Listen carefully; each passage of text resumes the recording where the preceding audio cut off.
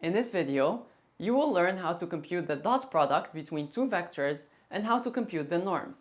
Once you know how to do these two things, you'll be able to compute the cosine similarity score. Now that you have the intuition behind the use of cosine of the angle between two vector representations as a similarity metric, I'll go deeper into an explanation, and then show you how to calculate the cosine similarity metric. In this section, you will get the cosine of the inner angle of two vectors. Then, I'll show you how the value of the cosine similarity is related to the similarity of the directions of two vectors. First, you have to recall some definitions from algebra. The norm of a vector, or its magnitude, is written like this. It's defined to be the square root of the sum of its elements squared. The dot product between two vectors is the sum of the products between their elements in each dimension of the vector space. Let's take another look at two of the corpora from the last section.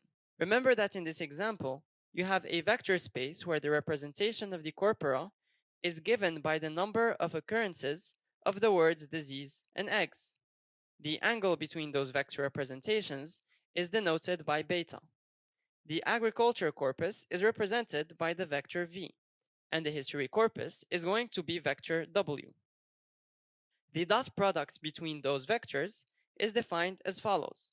From this equation, you see that the cosine of the angle beta is equal to the dot product between the vectors divided by the product of the two norms. Replacing the actual values from the vector representations should give you this expression.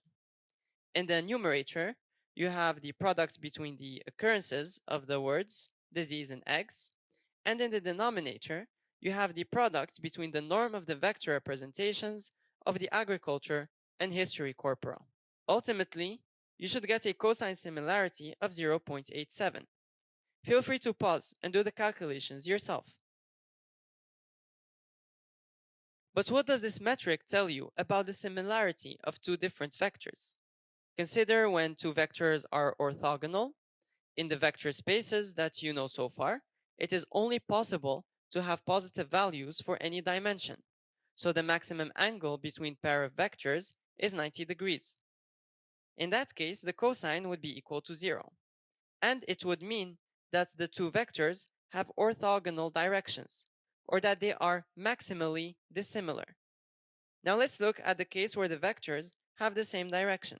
In this case, the angle between them is 0 degrees, and the cosine is equal to 1, because cosine of 0 is just 1. As you can see, as the cosine of the angle between two vectors approaches 1, the closer their directions are. Now you know how to get the cosine similarity between any pair of vectors. An important takeaway is that this metric is proportional to the similarity between the directions of the vectors that you are comparing, and that for the vector spaces you've seen so far, the cosine similarity takes values between 0 and 1. To recap, you have learned to compute the cosine similarity score between two vectors. For the positive vectors you have seen so far, the score is bounded between 0 and 1. Note that if you were to take the cosine similarity score of a vector with itself, you'll get 1. If the vectors are perpendicular, it will give you 0.